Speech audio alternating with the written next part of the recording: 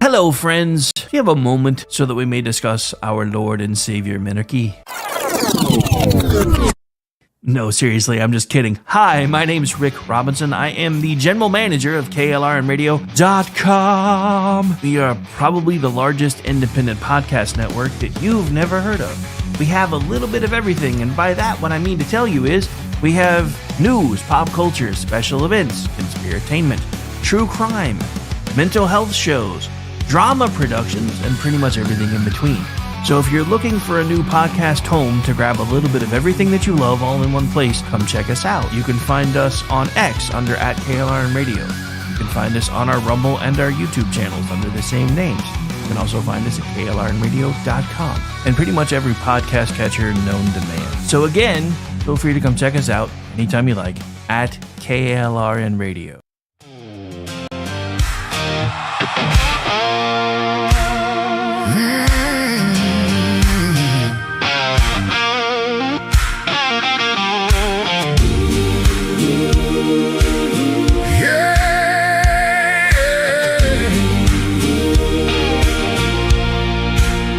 I've seen the fire in our nation's eyes when anger prowls for prey.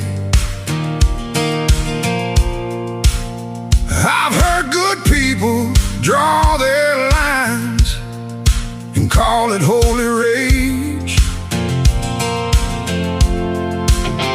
but the cross was never raised to bless the stones we throw. And if mercy leaves the house, there's something wrong down in the soul. Words ain't bullets, but they can hit the same. And once a heart turns cold enough, it forgets what grace is for. There's no room for hate in America tonight. No room in the home where the children need the light. No room in the heart where the Savior's supposed to stay. If Jesus owns the house, then hatred don't got no place. No room for hate. No room for hate. No room for hate. You can wave a flag above it. You can quote a verse or two. You can dress it up like justice till it almost sounds like truth. But outrage ain't righteous when it changes with the side. And you can't love your neighbor, treating them like they're downrange. We're all image bearers, breath of God and dust. And you don't heal a broken land by teaching it not to trust. There's no room for hate in America tonight. No room in the home where the children need the light. No room in the heart where the Savior's supposed to stay. If Jesus owns the house, then hatred don't got no place. No room for hate. No room for hate. No room for hate. Drag it to the cross, lay it in the ground. Let the blood of Jesus turn the whole thing around. Truth can still be spoken, courage still can stand, but rage don't get to rule the soul of a faithful man. There's no room for hate in America tonight. No room in the home where the children need the light. No room in the heart where the Savior's supposed to stay. If Jesus owns the house,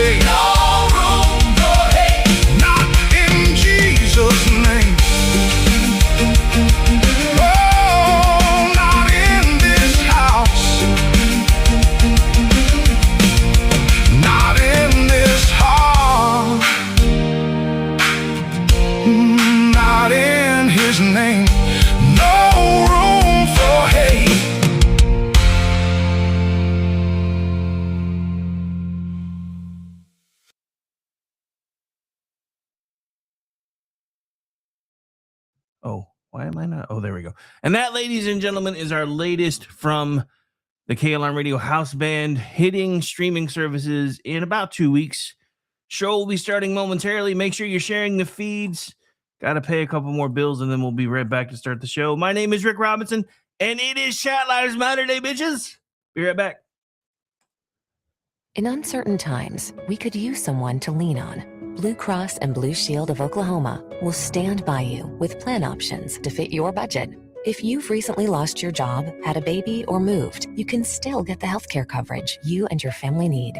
Financial help may be available for those who qualify. Call 855-452-BLUE or visit hereforyouok.com to see if you're eligible to enroll.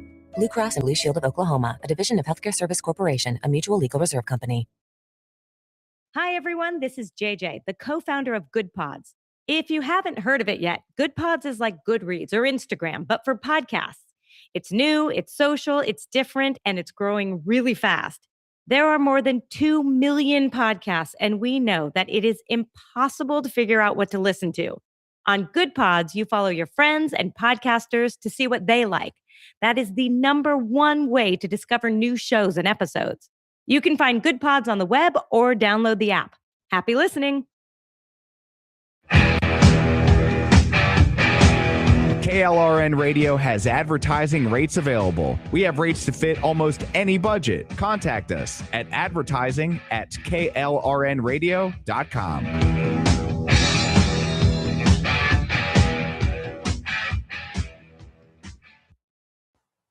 The following program contains coarse language and adult themes. Listener discretion is advised.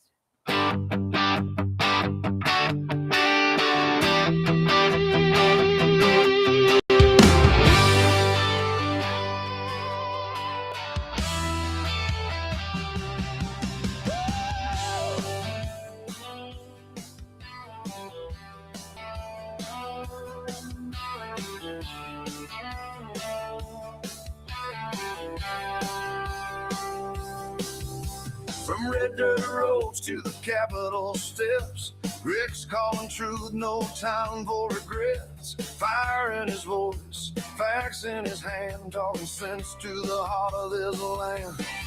It's the Rick Robinson Show where the truth rides high. No spin, no script, just an eagle in the sky. From D.C. to Tulsa, he's calling it out. Mic in his hand, yeah, he's got the clout. Heartland Radio, raw and real. Tune in, speak up, and feel what we feel. Uh-oh, guess what day it is? Guess what day it is? Huh? Anybody? It is Wednesday, my dudes. Otherwise known as Chat Lives Matter Day, right here live on KLRnradio.com. I am the opening act for Chat Lives Matter Day. We do this thing every Monday, Wednesday, and Friday starting at noon Eastern time right here live on KLRnradio.com. Don't forget to come back tonight. 7 p.m. Eastern, we have Kingdom and Country Bible Study, followed by the, wait, is this?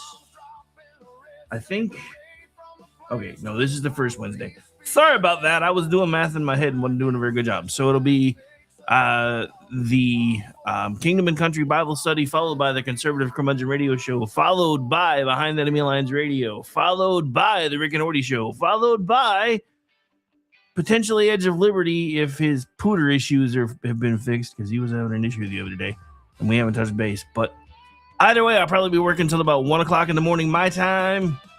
Hopefully you guys will be hanging out with me during the live broadcasts. And anyway, let's get this started. I'm already rambling and there's too many things to talk about.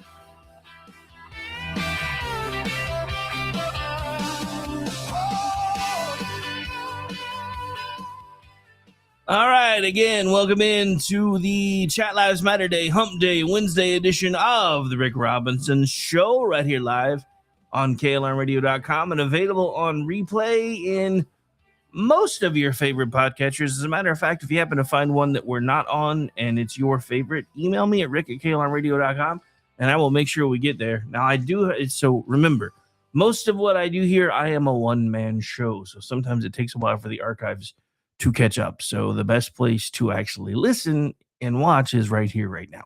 Whether that is on X, Rumble, YouTube, Facebook, whatever your flavor is, I'm okay with it.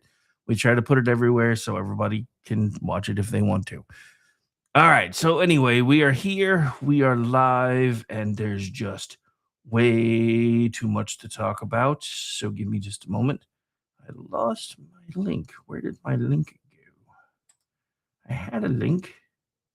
Oh, wait, never mind. I know what I did, I think. But now I have to find it because I didn't do it how I normally do it. So where did I...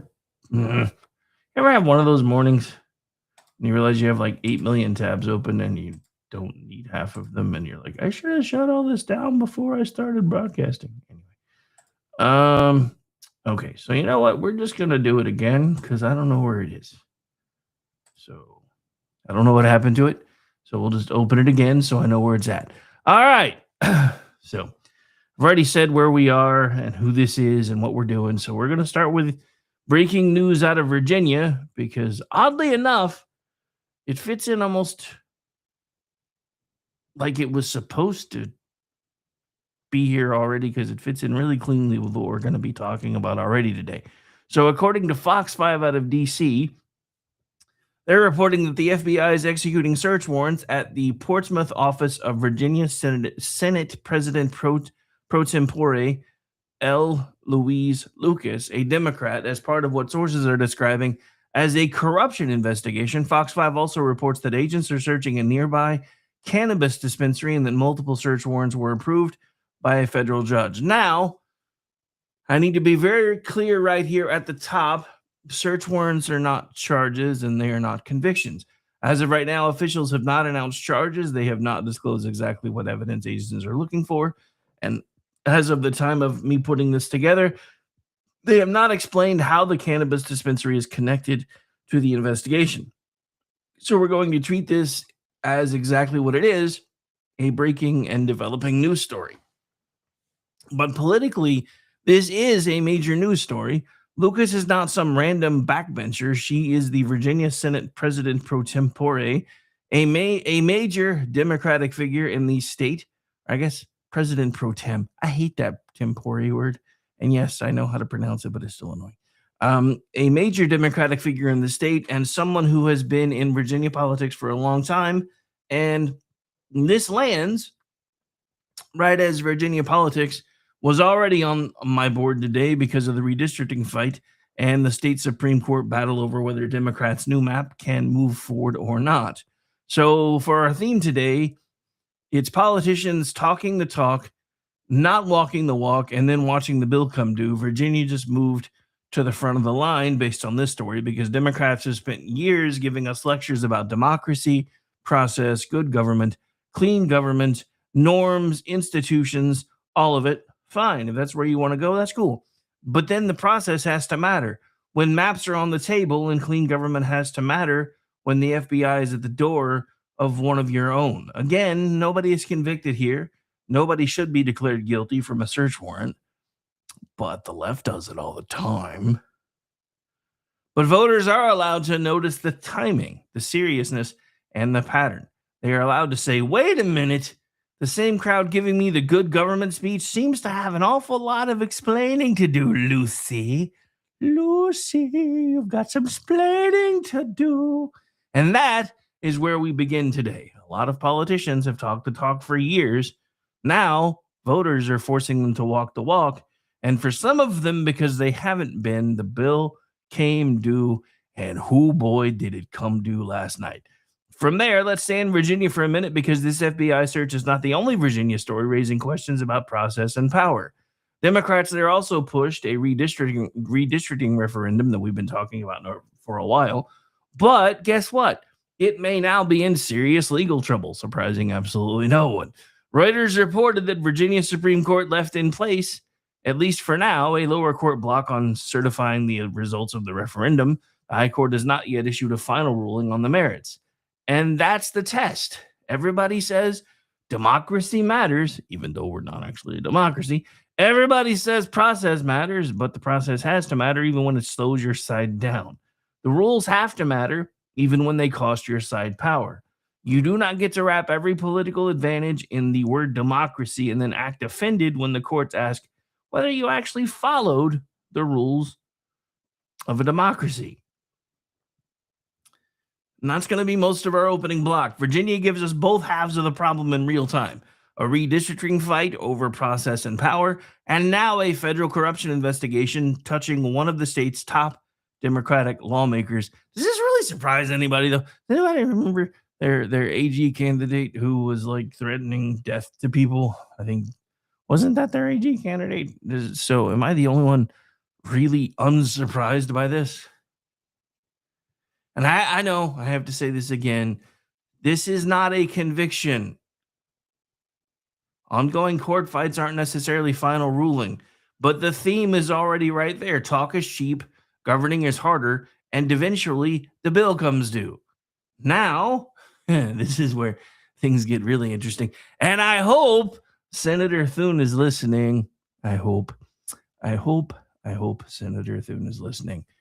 Because Indiana gives us the Republican side of the same question. Virginia is what it looks like when Democrats may have pushed too far.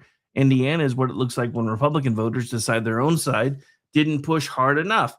So for those of you keeping score at home, President Trump, starting with Texas, basically because we don't like to talk about this part. And I don't know why we don't like to talk about this part. But the Democrats have gerrymandered the hell out of pretty much every map they have control over. And they have been doing it for years. If you look, and we've broken down these numbers before, places like Maine have like 30-40% Republican votership and have like one person that typically holds on to a Republican seat. And does she even really count as a Republican? Oh, we got more on that later too. So yeah, buckle up because that's getting interesting over there. Oof. Anyway. I did not see this coming, and we'll be talking about it probably after the break. However, back to this story. Look, this is pretty simple. Voters are tired of politicians telling us this is what we're going to do if you give us the mantle. Then we give them the mantle, and then they don't do any of it. And then those of us that even when our own side doesn't win, we still listen to the other side saying, well, this is what we said we were going to do if you gave us the mantle. Then we're like, well, hopefully you keep your promises. And then usually they don't. However, so what happened was that, starting with Texas, because Republicans have finally decided we're going to start fighting fire with fire. Of course, it takes Donald Trump to make us want to do that for some reason, because we have this whole Marquis of Queensberry rule thing that's gone on now for forever. And we keep saying to ourselves, well, as long as we lose with honor, it doesn't really matter if we lose. And yes, according to Gene and Ross, I sound like Kermit the Frog when I do that. It doesn't sound quite like Kermit in my head. It's supposed to sound like stupid liberal, but tomato, potato. All right. So anyway, so here's the problem, though. Because in Indiana, Donald Trump was trying to say, hey, we should probably look at the redistricting there. And Republican leadership tried, and then several Republicans said nah. And guess what? Most of them, if not all of them, lost their seats last night. So several Indiana Republican state senators opposed the redistricting push, again backed by President Trump, a plan that could have helped Republicans gain U.S. House seats. Trump and his allies backed primary challengers against those lawmakers. AP reported that a majority of those Trump-backed challengers won, and that 5 senators who voted against the redistricting plan lost their primaries. That's not just the state Senate story. That is a message. Republican voters are tired of electing people who campaign like warriors and govern like milquetoast substitute librarians. Now, that line may sound funny to you, but it's also the truth. The base is not asking for poetry. They're asking for results. And that's I think the part of this, because the Thurston Howell the third wing of the Republican Party keeps asking the same question as the Democratic Party. How the hell does this guy keep getting elected? Well, they've thrown everything they can at him. Every time they think they've got him, he comes back even stronger. We can't do anything with him, and we don't want him. So how the hell is he still here? And it's pretty simple. He resonates with the American people. He may be a billionaire, and he is a billionaire, but he doesn't talk like one. This goes back to something that unfortunately President Barack Obama hit on when he sat down with Stephen Colbert the other day. And I was going to try to have the clip ready, but I don't. So we're just going to talk about it real quick. And I may or may not circle back around to it later. So basically, what he said was he has concerns about the Democratic Party because every time they're talking to the American people, they sound like a professor at a lecture. And he thinks that's why Mamdani the commie managed to win because he talks like everyone else. So does Donald Trump, especially for a rich guy. He uses very plain language. He doesn't craft his sentences. He just talks. And it drives the establishment on both sides crazy. But again, we as Republican voters, and I say we in the collective sense because I'm actually not a Republican, I'm a libertarian, but I do usually vote with Republicans because libertarians are nuts. And I figured that out the hard way after Trump scared me off the first time, and I was like, I can't vote for this guy, and we got to figure some things out. And then I tried, and then it didn't work. But here's the thing, and this is something that I've talked about now for going on, 16, 17 years. You can only tell voters the stakes are historic so many times before they start asking why you govern like nothing is on the line. And that's what happened in Indiana. These voters were told for years that the courts matter, maps matter, majorities matter, power and who holds it matters, the House matters, the country matters. Then when the fight showed up, some of their own elected Republicans got squishy, and the voters said, okay, then we'll find somebody who is in a squish. Now, that doesn't necessarily mean that every political fight is smart. It doesn't mean every map is good. It doesn't mean every demand from the base is automatically wise. But it does mean politicians cannot keep campaigning like everything is a 5-alarm fire and then act shocked when voters expect them to pick up a hose.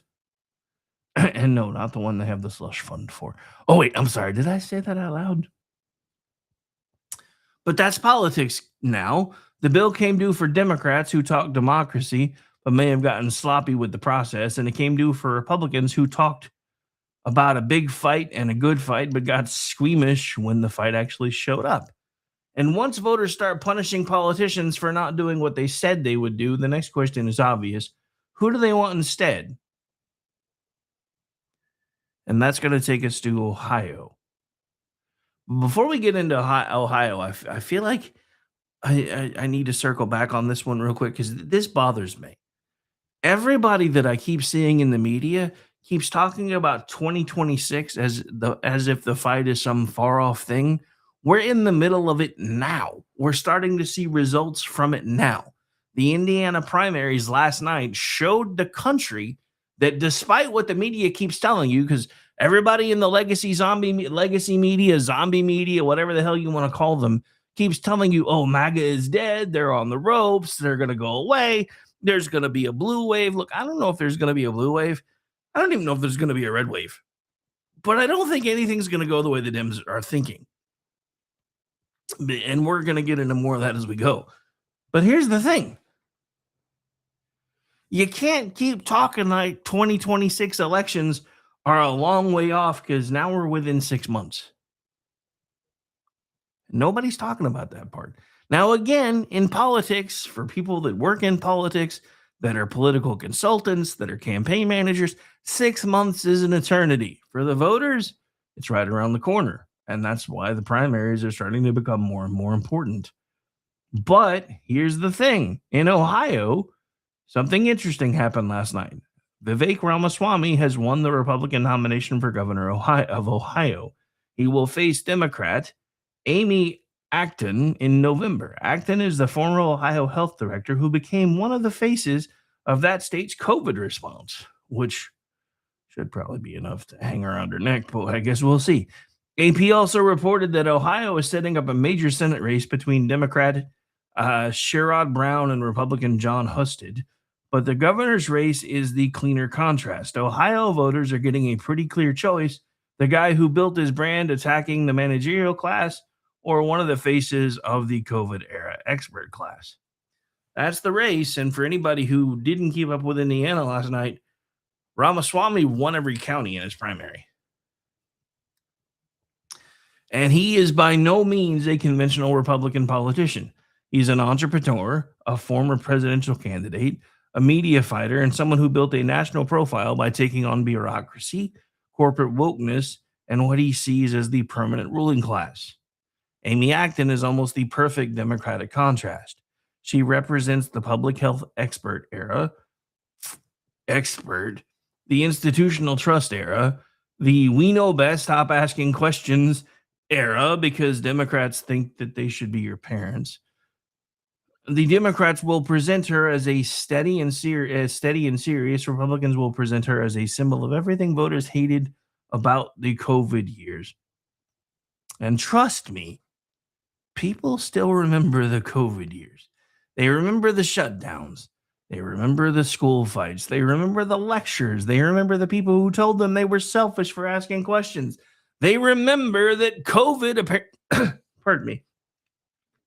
apparently had a height requirement because you had to wear a mask on the way to your table at a restaurant, but once you got seated, it didn't really matter because I guess COVID has a height restriction of below 4'11" or something. If you're 4'11" or below, you're probably fine. Zelda, that means you probably never had to put a mask on, but who knows? But they remember all this.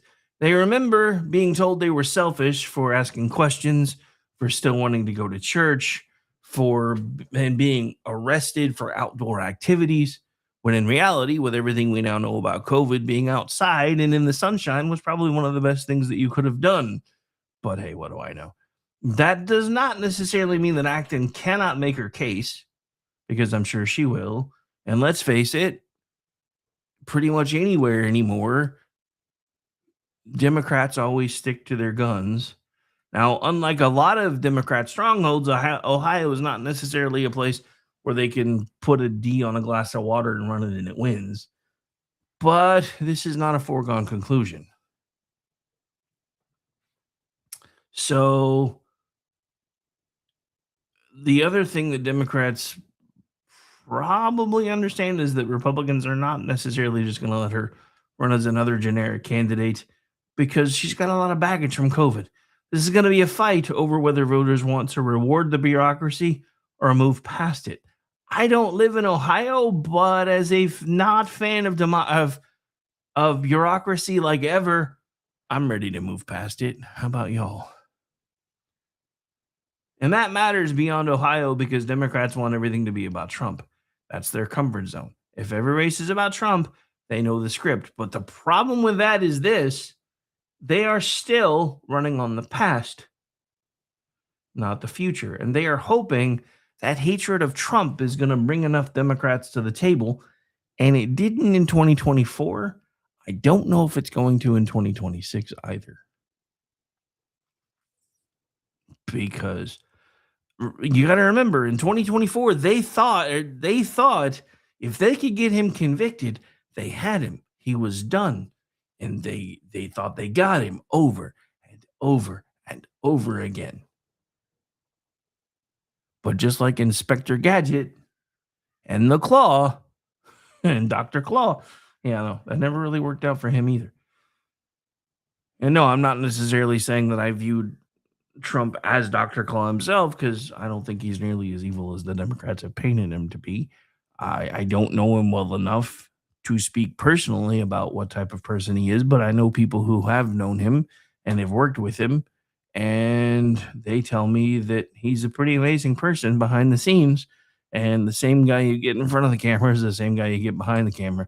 And I don't know very many people that can say things like that anymore. All right, so we are going to take a break. We're at the bottom of the hour. We're going to keep this rolling on the other side of the break, though. So again, I want to thank everybody for taking the time to hang out with us. Whether you are listening, watching on YouTube, Rumble, Facebook, X, make sure you're liking the feed. Make sure you're subscribing to the feed. Remember, subscriptions don't cost you anything most of the time on X or Rumble. And we're not there yet anyway, which is why we need your help growing the platform. They tried to quench the fire, drown it all in chains.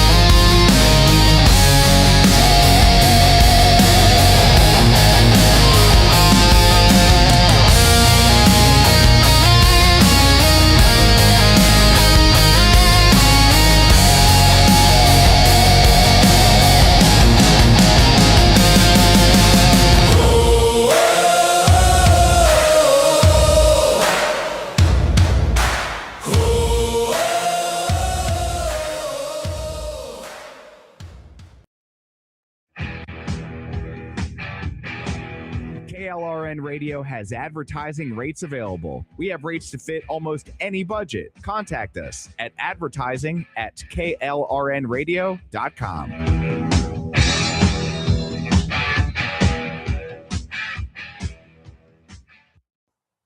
The following program contains coarse language and adult themes. Listener discretion is advised.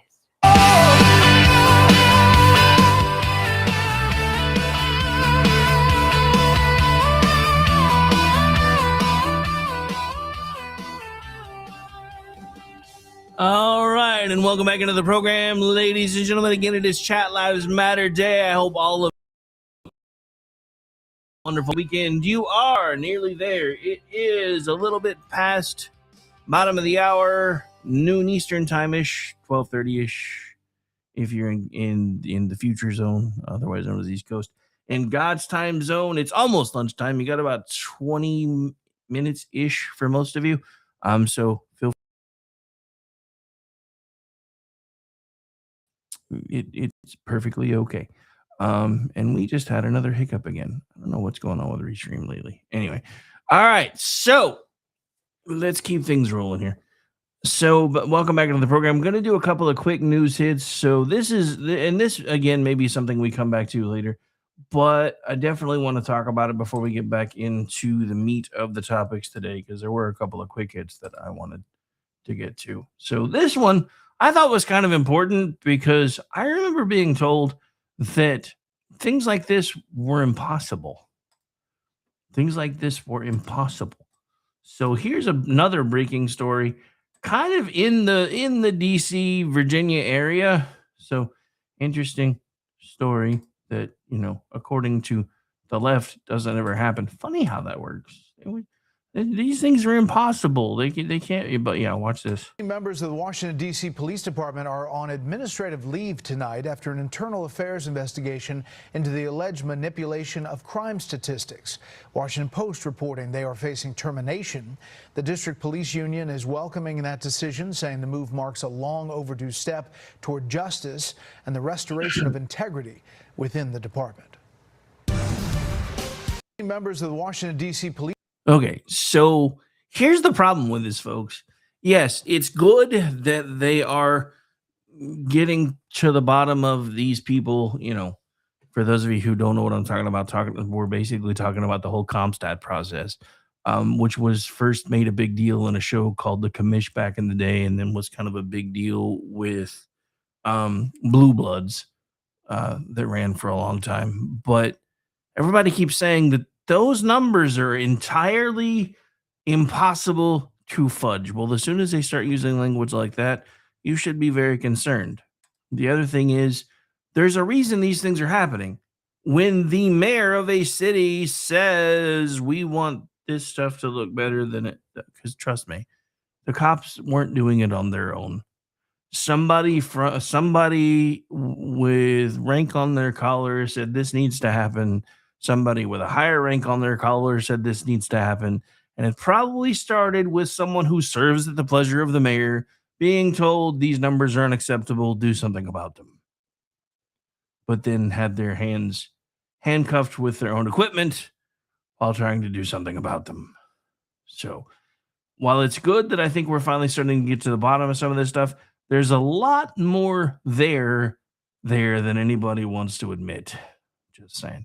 All right, so now we're going to move to, I think, where are we going to go next? I had these things bookmarked in a particular order. That's not the one I wanted. Yeah, you know what? This is another quick hit, so we'll just do this one. Hang on. So you remember that Maine Democrat dude with the Nazi tattoo that everybody's been having a cow over? And I've just kind of been like, is it really that big a deal if that's who they want to vote for? Well, because I don't live there and I don't really have a say in it, but I got to say this. I had no idea that the Democratic Party in Maine had intended on running Barney from The Simpsons, but here we go.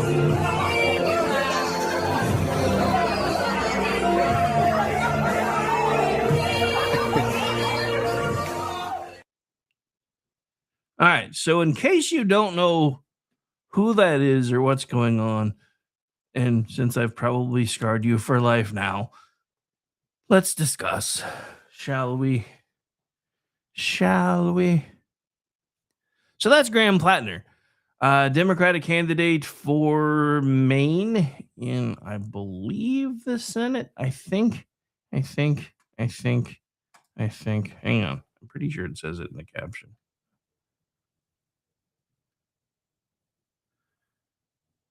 Yep. The Maine Democrats want this man to be a United States Senator.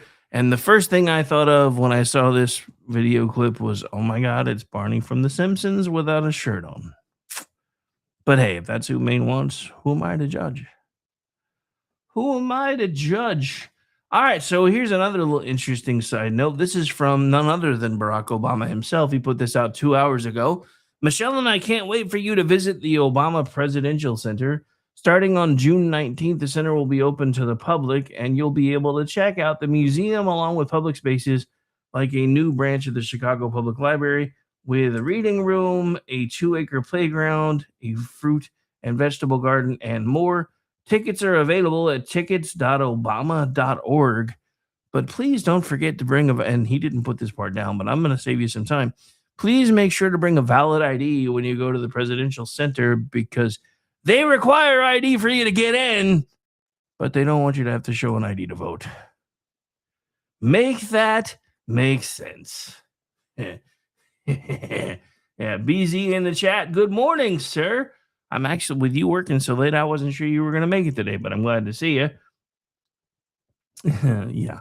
So, yeah, again, Barney from The Simpsons, I did not have him on my bingo card for 2026 as a Senate candidate in Maine, but here we are.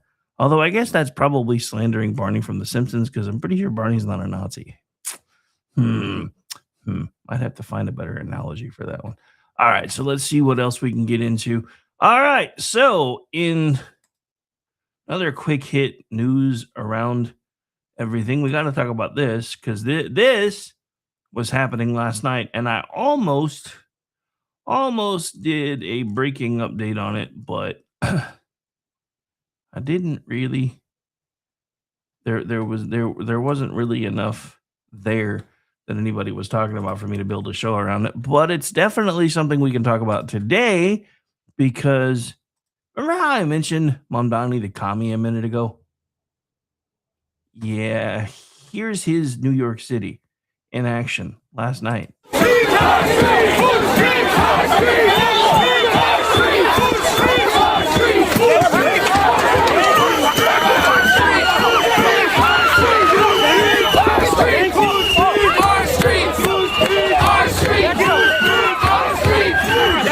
you crazy?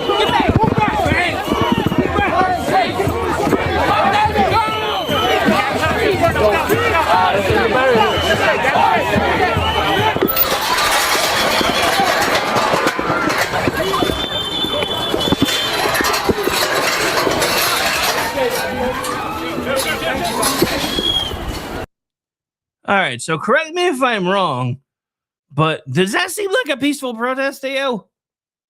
Remember that's where these lines always get drawn, right? Is cops aren't supposed to do anything because it's peaceful protest. When the cops are having to hold against the barriers to keep them from being stampeded, that is not a peaceful protest. So I'm going to say this again for probably the millionth time since sometime in Obama's first term. Make water cannons great again.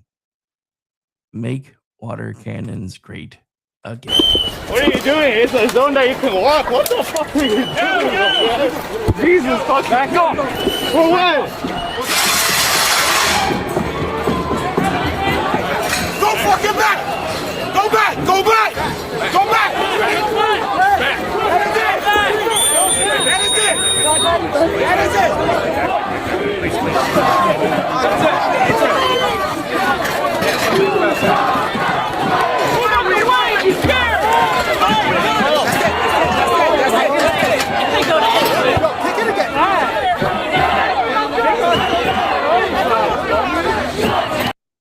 Gonna say this again.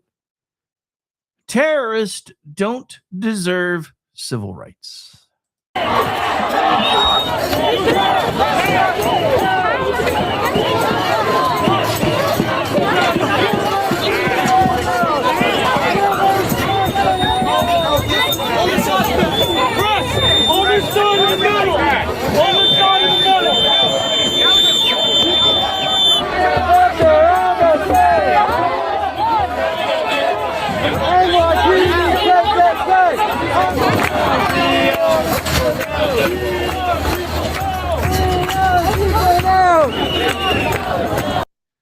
Thanks, Obama. Thanks, Biden.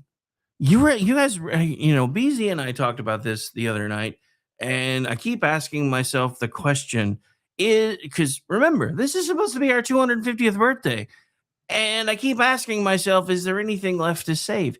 And then I look at stuff like this, and I'm like, we have become so afraid of these very vocal minority people that just want to go out and kill people and break things and say that it's peaceful protesting, that we don't want to do anything about them. And look, I get it. Remember, I live in Oklahoma. The entire story of my state is about people who broke the rules and did what they wanted to do. We as a people say all the time that we want rules in public and then do things differently behind closed doors. And I understand that. But there still has to be some semblance of a civil contract. Because the problem is the rule of law only applies when both sides agree to follow it. And one side, more and more, is being told that they don't have to follow it. It's not a big deal if they do these things because they're just venting. Their life hasn't been easy. Their life hasn't been fair. Which is crap. Because most of us do the right thing all day, every day, no matter who's watching. And then we watch all these people doing whatever the hell they want to do, whenever the hell they want to do it, going in with flash mobs, mugging stores, and just emptying them out like locusts. Hell, I saw a story the other day that an alderman out of Chicago is trying to sue Walgreens for leaving because they can't afford to keep the store open because they keep being robbed. It's because of stuff like this.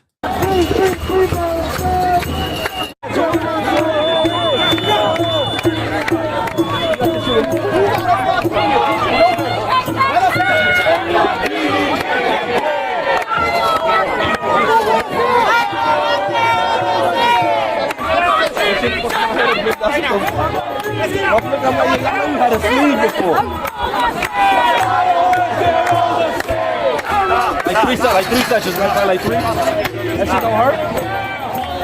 That shit hurt like a motherfucker, right?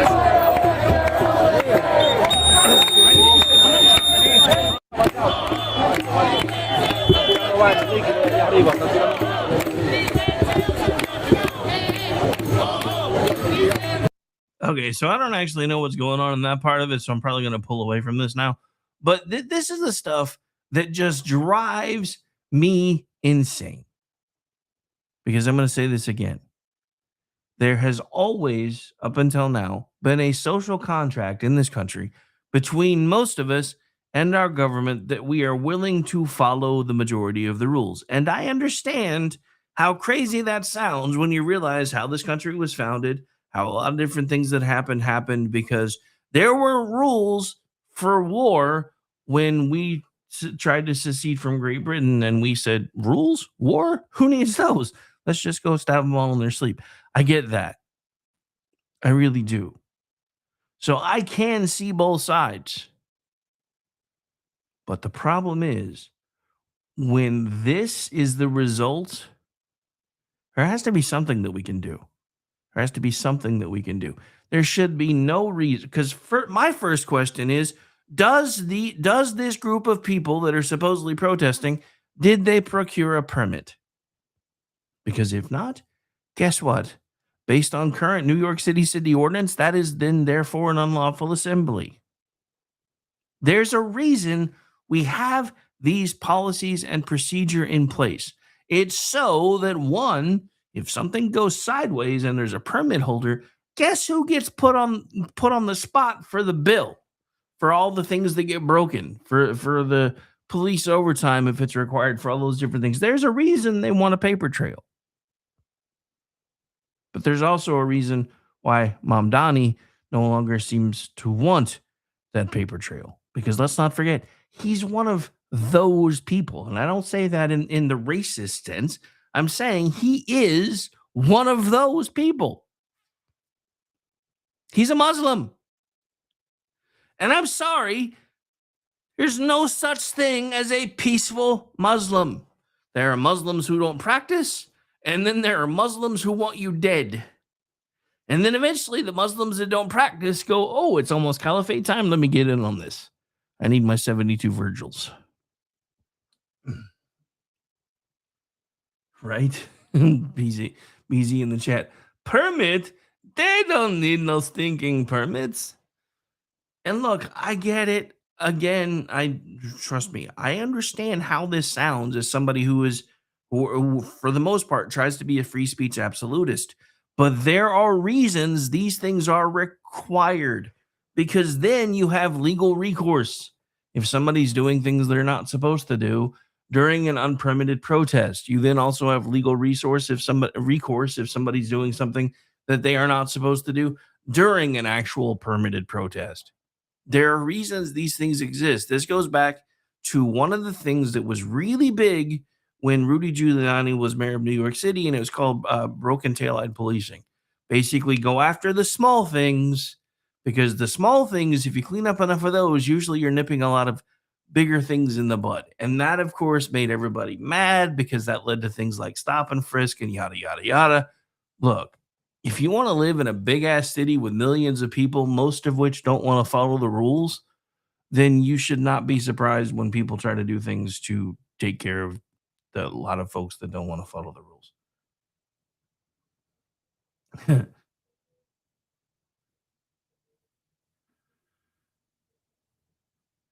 Yeah, broken windows, broken taillights. But that's always been a thing. It's always been go after the low-hanging fruit, because a lot of times when you go after the low-hanging fruit, you find something else. And as somebody that used to do this kind of work, this is one of the things that drives me nuts about the media. I'm so tired of always hearing them talk about how there's routine traffic stops. First of all, there's no such thing as routine traffic stops. None.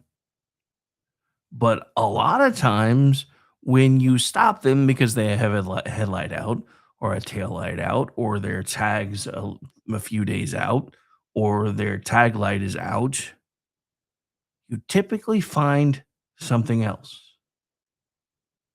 And that becomes important, because by using the low-hanging fruit that you have access to, you are stopping a lot of other crimes from being committed. But of course, since the cops are now the bad guys and the cops are the Nazis, hell, you heard it in that video. NYPD, KKK, make these assholes go away. I'm pretty sure that's what it said. It was kind of muffled, but I'm pretty sure that's where they were going. But yeah, so anyway.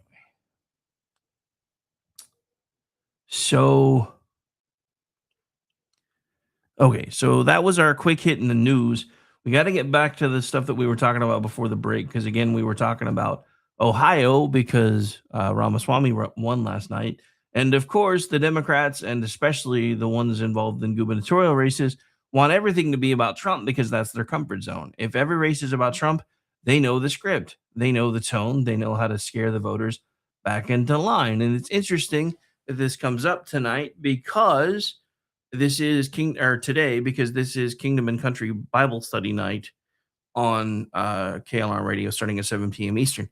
And we're going to be talking about that spirit of fear. And then Monday night, we will be talking about that from a political perspective on America Off the Rails.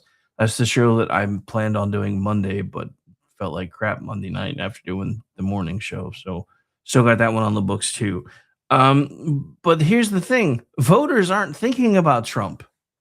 At least not completely, because unless some sort of magic rabbit gets pulled out of the hat, he isn't allowed to run again.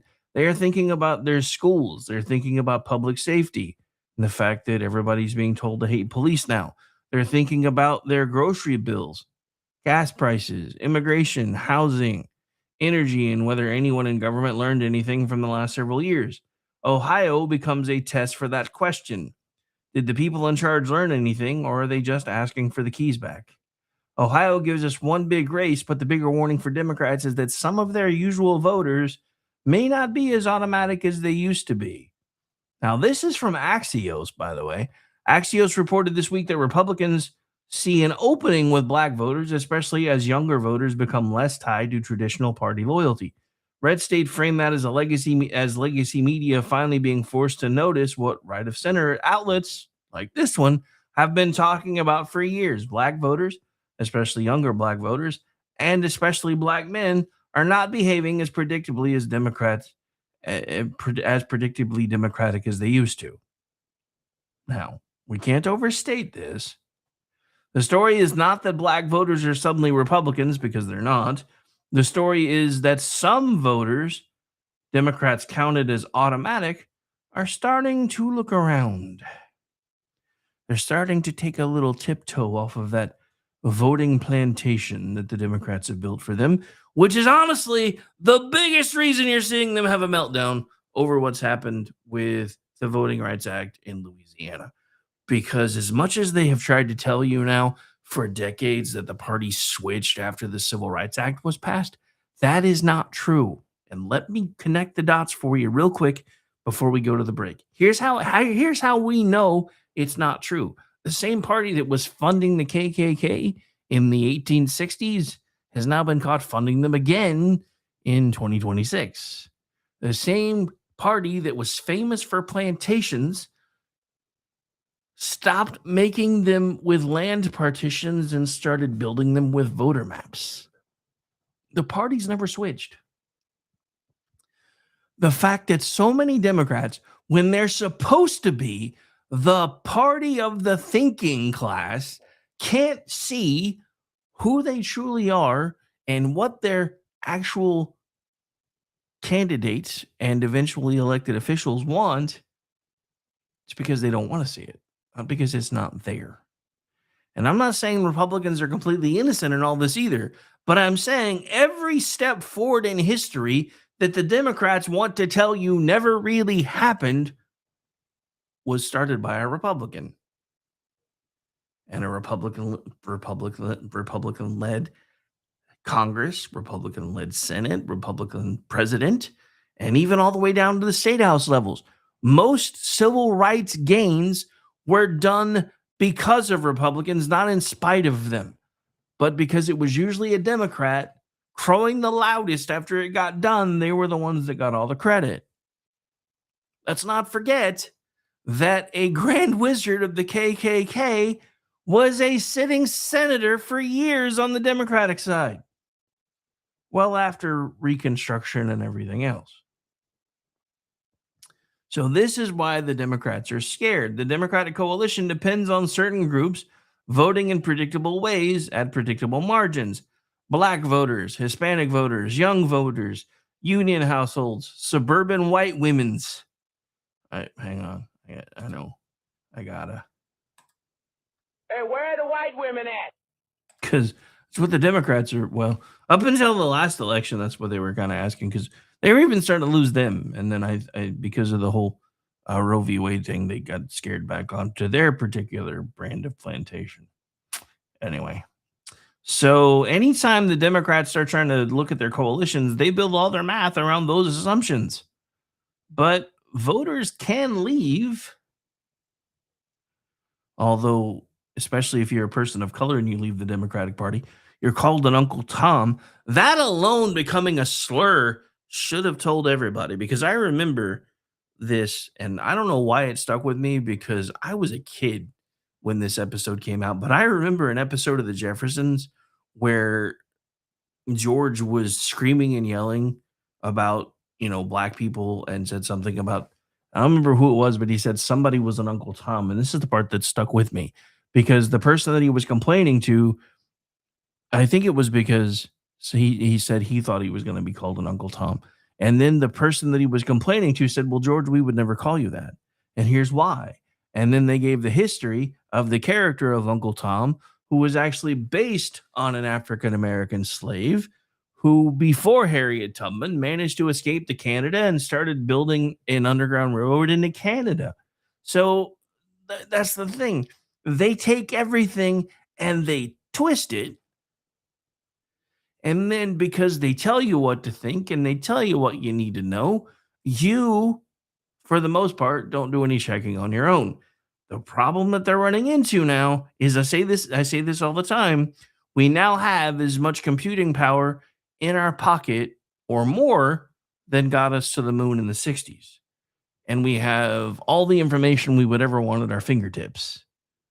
And sadly, this means they don't have the information stranglehold that they used to, which is why more and more people are starting to leave.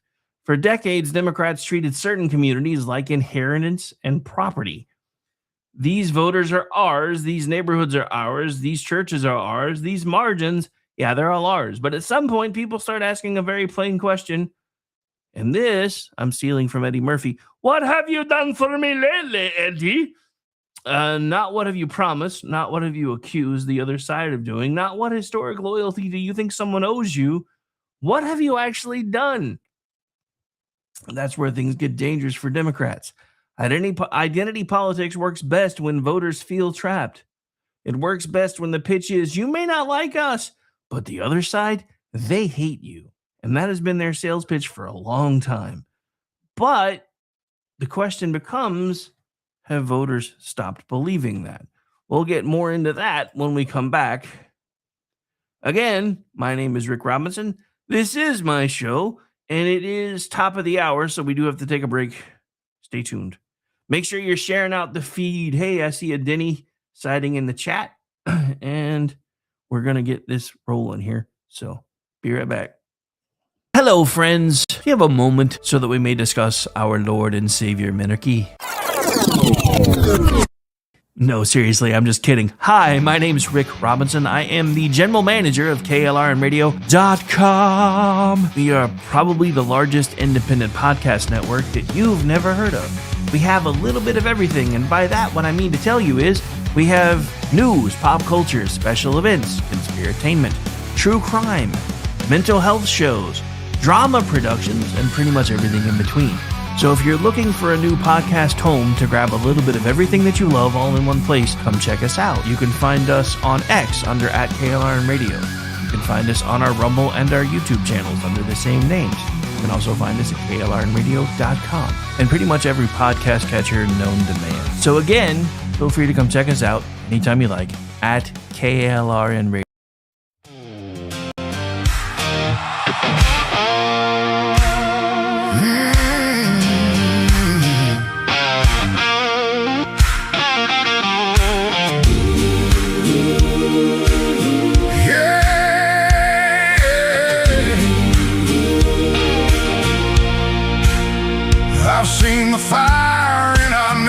Eyes when anger prowls for prey.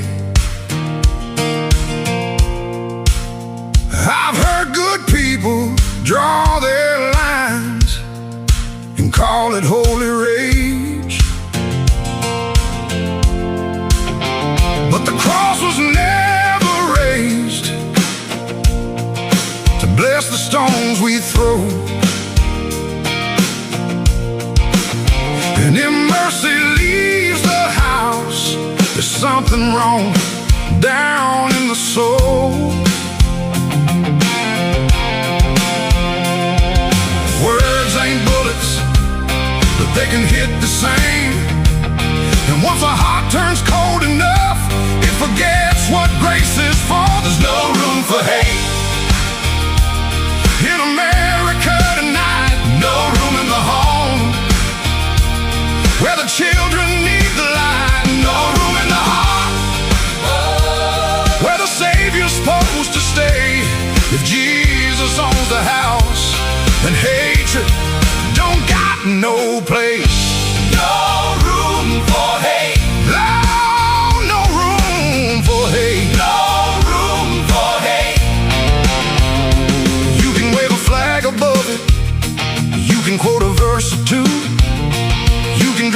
up like justice till it almost sounds like truth. But our rage ain't righteous when it changes with the side, and you can't love your neighbor, treating them like they're downrange. We're all image bearers, breath of God and dust, and you don't heal a broken land by teaching it not to trust. There's no room for hate in America tonight. No room in the home where the children need the light. No room in the heart where the Savior's supposed to stay. If Jesus owns the house, then hatred don't got no place. No room for hate. No room for hate. No room for hate. Drag it to the cross, lay it in the ground. Let the blood of Jesus turn the whole thing around. Truth can still be spoken, courage still can stand, but rage don't get to rule the soul of a faithful man. There's no room for hate in America tonight. No room in the home where the children need the light. No room in the heart where the Savior's supposed to stay. If Jesus owns the house, then hatred don't got no place. Let revival start where the anger breaks. Where the anger breaks. Let healing rise up where the hurt gives way. No room for hate. No room for hate. No room for hate. No room for hate. Not in Jesus' name. Not in this house. Not in this heart.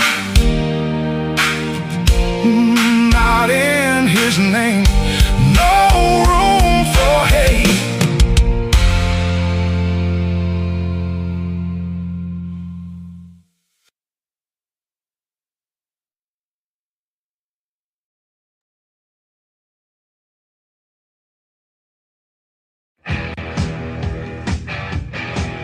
KLRN Radio has advertising rates available. We have rates to fit almost any budget. Contact us at advertising@klrnradio.com.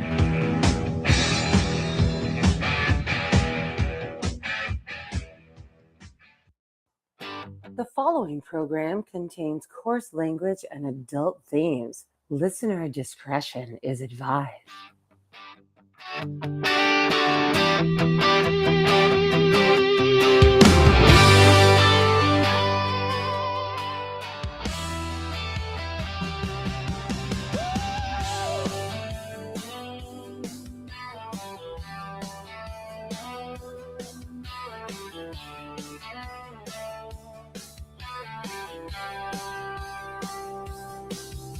From red dirt roads to the Capitol steps, Rick's calling truth, no time for regrets. Fire in his voice, facts in his hand, talking sense to the heart of this land. It's the Rick Robinson Show, where the truth rides high. No spin, no script, just an eagle in the sky. From D.C. to Tulsa, he's calling it out. Mic in his hand, yeah, he's got. Uh-oh, guess what day it is? Guess what day it is? Huh? Anybody? It is Wednesday, my dudes. Otherwise known as Chat Lives Matter Day, Hump Day, Wednesday, and we are halfway through the workday, especially if you're in God's time zone. If you're in the future time zone, meh, and especially if you're living in the past, sorry about your luck.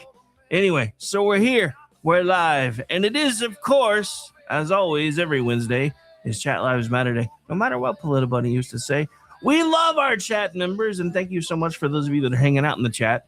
For those of you who may not know or may be new around here, all of our chats are open. I know a lot of folks, when their shows get to a certain point, they start locking chat where you can only do it in one or two places. We don't do that yet. I don't know if we ever will. Anyway, so we're here. We're live. and still got plenty of things to talk about. All right. So we opened with this, but there's been some updates, so we're going to get back into it. Again, want to thank everybody for taking the time to hang out with us. All right, I kind of want to leave that playing in the background while I'm fidgeting here. But anybody remember this? Because if you're just joining us, you might have missed a bit of an update because, reasons. So if you missed it, the FBI has issued search warrants for the Virginia Senate President Pro Tem Louise Lucas. Her district office in Portsmouth is part of a corruption investigation. According to a person familiar with the matter, the FBI itself would only confirm it was conducting a court-authorized search warrant in Portsmouth and said it was an ongoing investigation. AP also notes that Lucas helped lead Virginia's recent redistricting effort, which keeps this tied to one of the stories that we've already been talking about today. According to Fox 5, Fox-linked reporting says agents also searched a nearby cannabis dispensary, and Fox describes the probe as involving alleged corruption and illegal marijuana sales. Ruh-roh, Raggy. Fox also reports Lucas arrived Lucas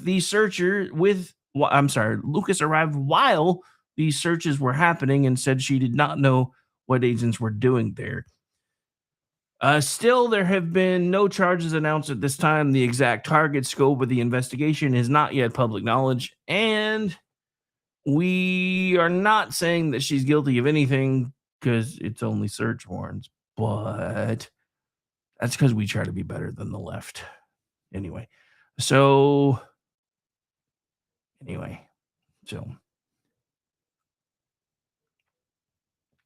AP, and of course AP has confirmed the FBI is searching the office of one of Virginia's top Democrats in a corruption probe, that moves this from Twitter smoke to a real fire alarm. But again, not yet a guilty verdict. So I definitely wanted to open with that because, especially because Donald Trump just learned no one is above the law. Oh, well, guess what? I guess you were right, because apparently no one is above the law. And you're not no one. So there you go. All right. So sorry. I know she hasn't been charged with anything, convicted yet, but let's face it, the left does everything in court of public opinion. And as much as that pisses me off, as Spock once said to Savick, sauce for the goose. Just saying. All right. So back to this, because before we went into this and we went to the break, we were still talking about the black voter peel-off. And that's because they're tired of the same old sales pitch. But this goes back to what I talked about in the beginning of the show. Politicians promise us things all the time and then never deliver. And look, I don't expect them to deliver on 100% of their promises because I understand how the world works. If politicians actually fixed everything that was broken that they claimed they were going to fix, they would put themselves into a state of obsolescence. If government actually did its job, we wouldn't need them anymore. And for those of you who don't know what obsolescent means, it means outdated, but still a little useful, not completely obsolete, is basically the layman's definition for that word, to try to break it down as best I can. But again, because voters are starting to not believe the whole we're the best option for you and these people hate you, or that if they decide that their long-term issues with grocery bills that they've been facing now for years matter more, especially because nobody's talking about the fact that one of the things that we're starting to slowly see come down is the cost of beef. And that's because Donald Trump's administration has been undoing a lot of stupid crap that Biden's administration has done. We're seeing very high gas prices, but I would like to remind you of why we're seeing those high gas prices, because the same people that are caterwauling about them now wanted me and you to pay anywhere between $6 per gallon for gas, or closer to what Europe pays, all the way back to Biden and even Obama, because they were worried about penguins. They were worried about the environment, and oil is bad for the environment. Never mind the fact that it is a plentiful resource, unlike what the Rockefellers started trying to tell everybody way back in the day, because it helped make them rich. Ooh, if we make people think this stuff is scarce, we can charge them whatever we want to charge them for it to get it out of the ground. But look, I don't like seeing oil by the barrel at $100 either. But what I really love seeing is people that don't really understand how inflation works saying, well, when it was this high 20 years ago, gas was only 3 something. Now it's 4 something. With what our dollar is worth now between what it was worth 16 years ago, you're lucky it's not 8. And the reason it's not 8 is because Donald Trump. Donald Trump has made us energy independent again. We are actually making money off of oil right now because of how expensive it is. Because the thing about it is, there's this delicate balancing act, and it's talked about really well on Landman. There's a scene where he's yelling at the radio because they're talking about how low oil prices go. And he's like, this just proves you morons don't know what the bleep you're talking about, because oil can be this low and we still make money at it. And it's almost never that low anyway. And it's just one of those things. And it is, because these people have found efficient ways to get to it. It doesn't cost them nearly as much to get to it as it used to. They now are finding new and creative ways to extend the life of wells past their due dates. They're also finding, interestingly enough, that a lot of times if you come back to a well that you thought was dry a few years ago, you start to find that it has some pressure building again. Because this isn't a finite resource. I would question whether this may or may not be the Earth's version of blood and how infinite it is, but that would make this more of a metaphysical show, and that's usually every other Saturday. But again, back to this whole thing, because where this all started is the left's premise to voters has really started to wobble. I think this is especially true with younger men, especially including younger black men and younger Hispanic men. A lot of them are not interested in being talked to like victims. And that's been the left's shtick now for years. This is all the white man's fault and we're going to make it better for you. They're not interested in being scolded by people who think masculinity is a public health crisis. They're not interested in being told that ambition, faith, family, work, and national pride are somehow suspicious. And here's another little interesting tidbit that just broke yesterday. Puerto Rico just passed a bill that is now a law, I believe. I think it's already been signed. Stating that life begins at conception. So just like that, ladies and gentlemen, Democrats are no longer going to be pushing for Puerto Rico to become a state. Now, for one-issue Republican voters, they may start pushing for it. I would caution them, though. Just saying. Because again, they are not interested in being told that all of the things that concern them, including being proud of who they are, even proud of where they came from to a degree, especially if they're not from here, but proud to have made it here and done so the right way, that's all now apparently a bad thing. They want opportunity. They want respect. They want safety. They want to be treated like citizens, not demographic props. That gives the Republicans the opening they've been looking for, but only if they don't get lazy. And unfortunately, more often than not, my side gets a little lazy. Which is odd when you think about it, really, because we're supposed to, every time everybody jokes about election day, well, our side will show up later because we got to work up. You still have to talk to people like human beings. You still have to offer something better. Then at least we're not those guys. But again, the opening is there. The question is, are the GOP going to be able to capitalize on it? Do they understand enough about what's going on to be able to capitalize on it? Or do they even care enough to try to capitalize on it? And I'm going to say most of the establishment, probably not.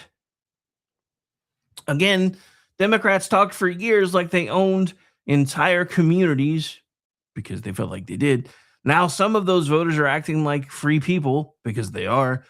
And it looks like that bill might be about to come due for the Democrats too. And this is where politics gets real. People don't live in polling charts. They live in neighborhoods, towns, cities, and public spaces. That's why the next bit we're going to be talking about, as we shift a little bit local here, That's why this matters, because the Oklahoma public safety story matters. Here in Oklahoma, the Arcadia Lake shooting is now even worse than the first reports. AP reports that one person has died. 22 others were injured by gunfire or shrapnel after a shooting at a weekend lakeside party in Edmond. Police say the party was promoted on social media, drew young adults, and was held at a public park pavilion without a required reservation. Authorities believe the violence began after a fight, and no arrests have been made as of this report. That is not just a crime story, that's a community story. A public space, young people, a crowd, an argument. Gunfire erupts, bystanders hit. Now we have a young woman who's no longer with us. People do not want a 5-point academic explanation when shots are flying at a public gathering. They want to know someone is in charge. That's not unreasonable. That's not extreme. That is not some dark authoritarian impulse. That's just actually how civilization works. Can your kid go to a lake? Can your family go to a public event? Can young people gather without chaos taking over? If what we saw in New York City last night is any indication, probably not. Can law enforcement respond? Will they bother to respond? Can communities enforce basic standards before everything goes sideways? The political class loves to leave the arguments in abstract terms and using abstract language. They love stakeholders. They love root causes. They love community investment. They love phrases that sound like they came out of a grant application written by a committee of people who never answer their own phones. So fine. Have the conversation, but people also want the shooting to stop. That's not complicated. And I'm going to say this again, because we don't have a gun violence problem in this country.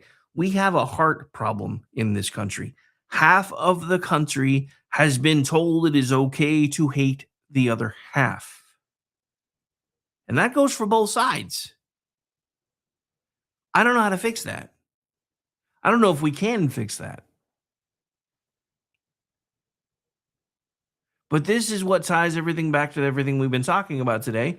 Because if politicians tell us public safety matters, then public safety has to matter before the press conference.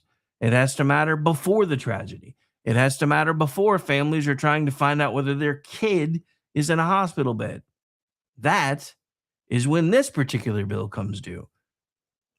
All right. So are the people in charge actually doing their job? And with that, we have to head to Los Angeles here in a minute. I don't want to go. Not really. We're just going for the sake of a story, so I don't actually have to go in person or anything. But yeah. Anyway. So yeah, we're going to head to Los Angeles, where City Hall is apparently trying to fight federal immigration enforcement with signs. Federal officials say the signs do not mean anything legally. Meanwhile, one of Karen Bass's challengers is using viral ads to show voters what life in Los Angeles actually looks like. And I do have one of them on a clip, because Republicans, and look, I don't even know if this dude's actually a Republican, because California does jungle primary stuff. So I don't know if he actually is one or not. But even if he isn't one, Republicans, please take note. This is how you kick ass and take names. Right here. Because this is an amazing video, and it only runs for about 1 minute and 40 seconds.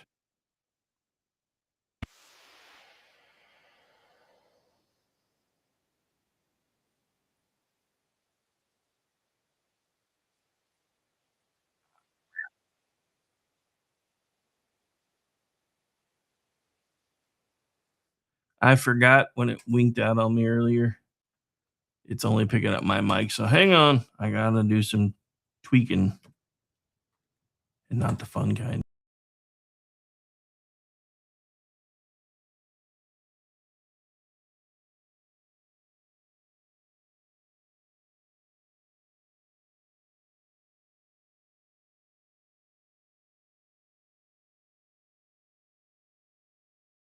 So let's see if we can make this work now. I hope.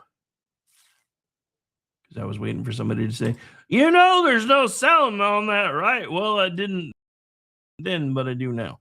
All right, let's try this again.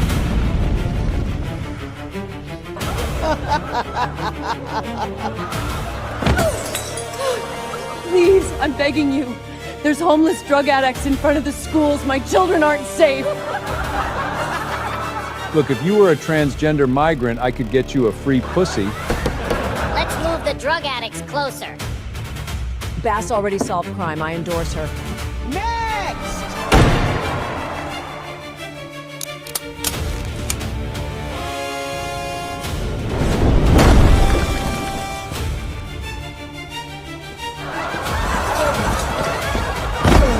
Please, I just want to rebuild my home. It's been over a year.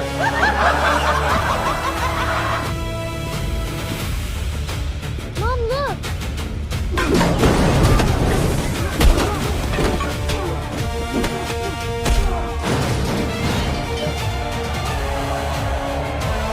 This is a machine.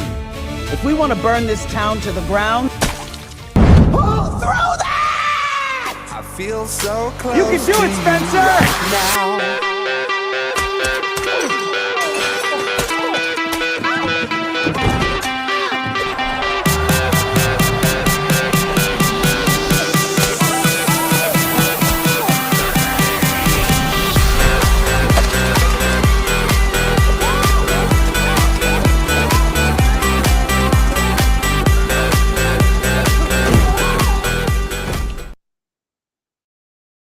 And I'll be honest, LA is worth saving. So is Califailure or Commie Failure, whatever moniker you want to give it. But the question is, are there enough people who actually give a damn about the city and the state left to do anything about it? He's hoping so. He being, I believe, Spencer Pratt, if memory serves. But remember when the right was making Trump out to be Batman because of his billionaire status and everything? So I get it. It's kind of borrowing from some other lanes, but that, I mean, as funny as it was to watch, as entertaining as it was to watch, show me the lie. Show me the lie. These people in Los Angeles have been waiting over a year to be able to rebuild their homes.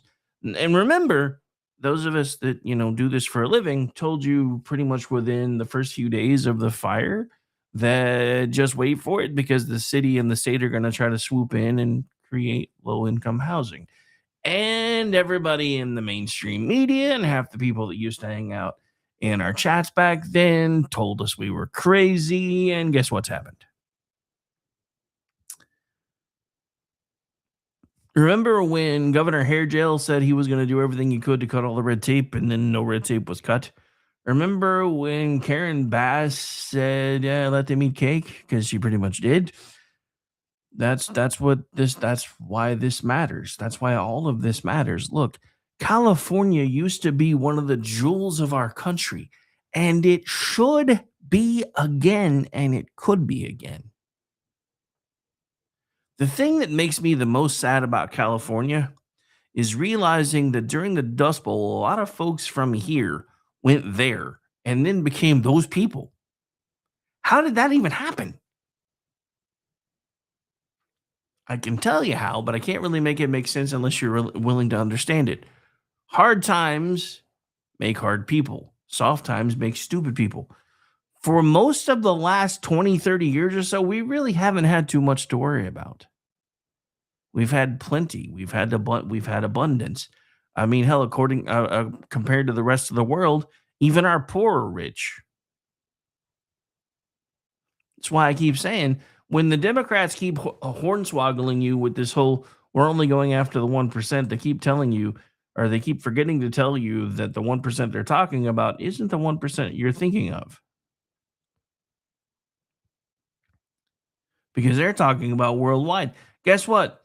Even our poorest people are in the top 1% of the rest of the world. And that's the part that they never really want to talk to you about.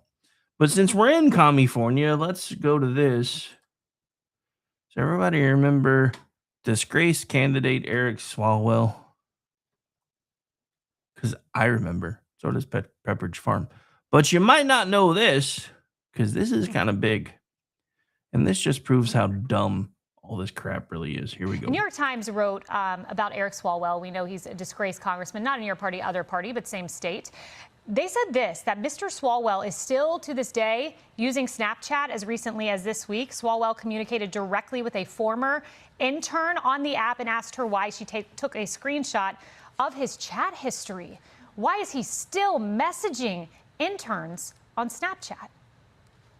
Because he's sick in the head and he's arrogant.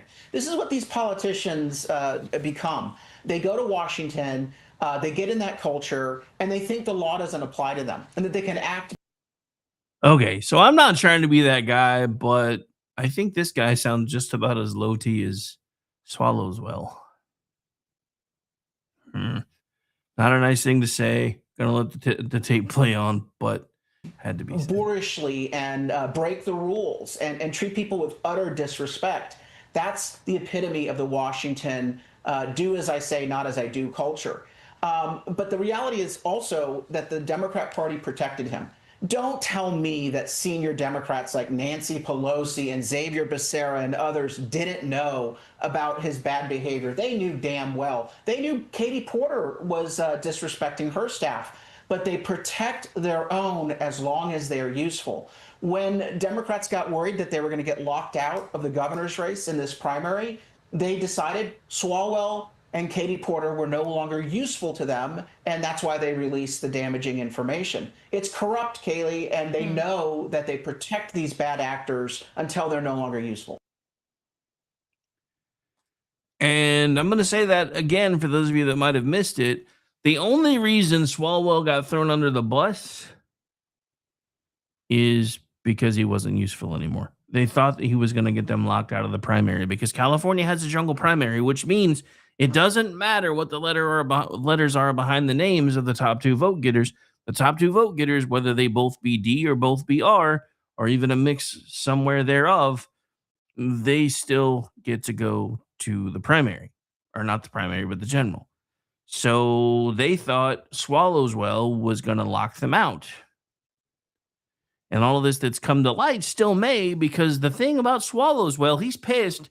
So he's taking people out on the way with him, which, yeah, not my circus, not my monkeys, but I do want to pop some popcorn while I watch what's happening. I don't know what y'all. All right, so we've got plenty of stuff to get through still. We may not even get to a lot of the stuff that's on my in my notes for the day because I over-prepared, which sadly is kind of my thing anymore. It's funny, I used to make fun of G for coming and doing a show with like 20, 30 pages of notes. Then I started actually paying attention to the notes that I was taking, and it winds up being 20, 30 pages of notes. Anyway, all right, so because I know for a fact y'all had a really rough night looking at you, NYPD, we're going to play this one at the break in case anybody out there is listening. A lot of us still care about our first responders. And here's one for you guys. We'll be right back.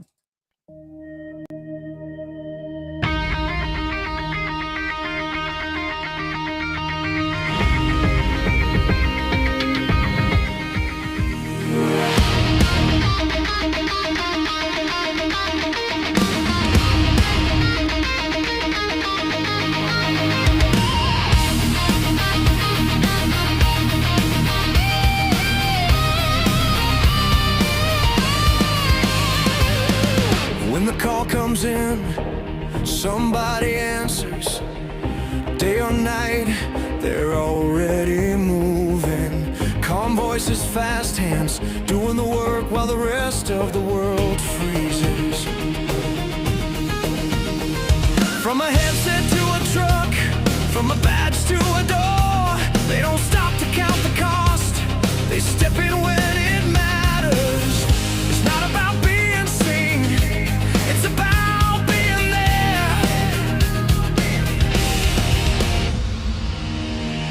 They're holding the line when the lines go dead, standing their ground when the world goes dark. They're the calm in the chaos, holding the line through the fire, the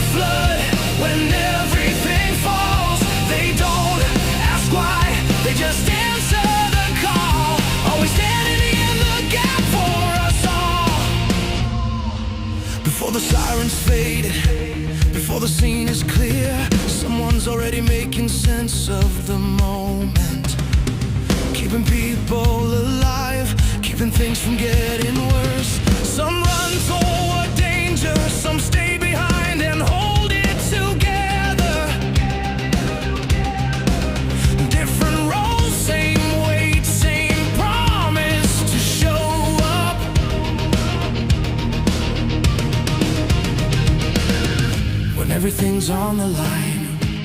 They're already there. They're holding the line when the lines go dead. Standing their ground when the world goes dark. They're the calm in the chaos, holding the line through the fire, the flood. When everything falls, they don't ask why, they just answer the call. Always standing in the gap for us all. This is service, this is sacrifice, this is how lives are saved. No spotlight, no applause, just showing up again and again. They're holding the line when the world goes dark. When everything's breaking, they hold their ground. They're the calm in the chaos, holding the line. So we raise our voices for the ones who stand. Every voice, every badge, every helping hand. They don't ask why, they just answer the call. Always standing in the gap for us all. Always standing in the gap for us all. For those who run and for those who hold steady. For those who stand in the gap.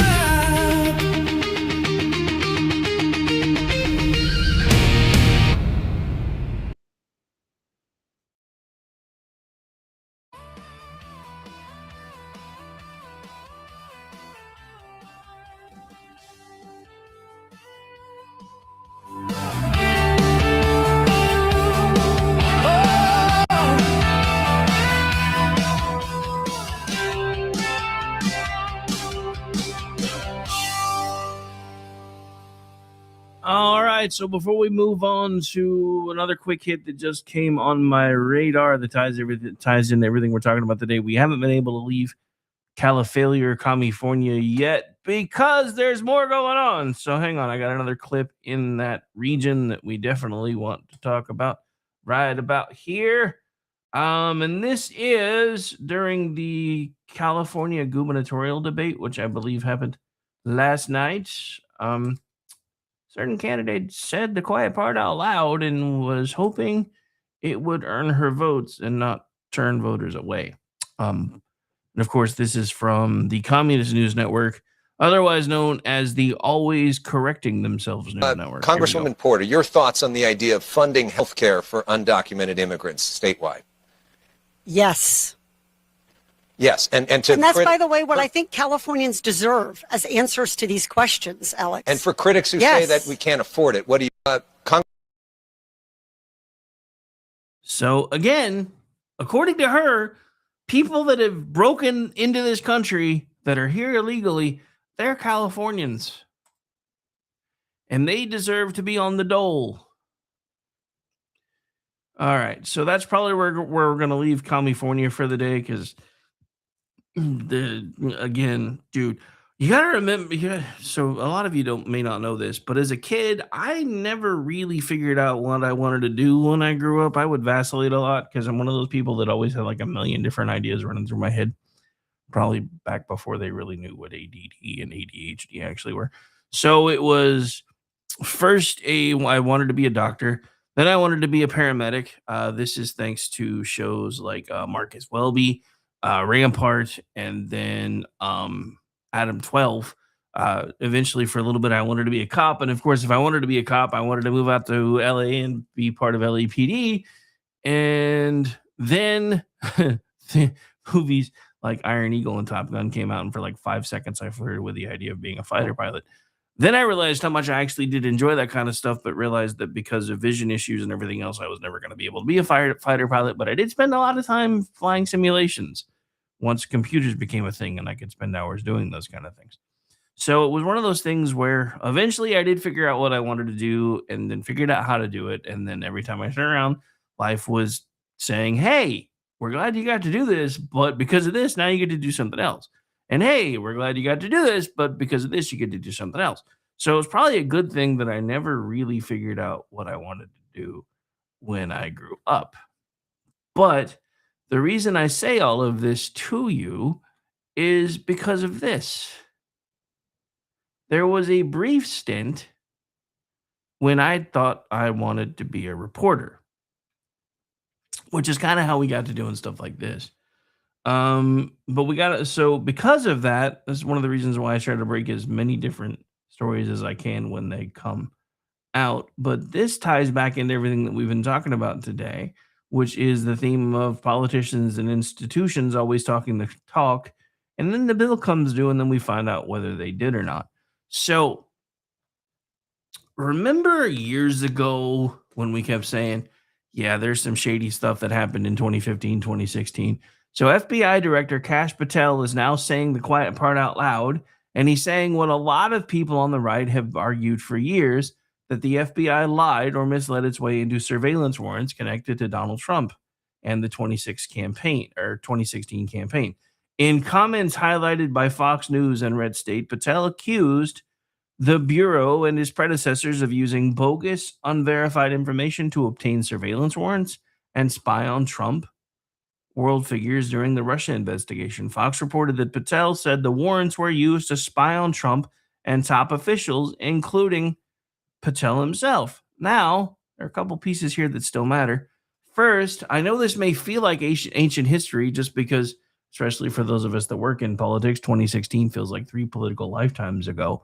But the reason this all still matters is because the same surveillance architecture is still being debated right now. Congress just passed a short-term 45-day extension of FISA Section 702, the Foreign Intelligence Surveillance Authority that can also, incidentally, collect Americans' communications when they are communicating with foreign targets. According to Reuters, that extension passed while critics in both parties continue arguing for stronger protections against abuse.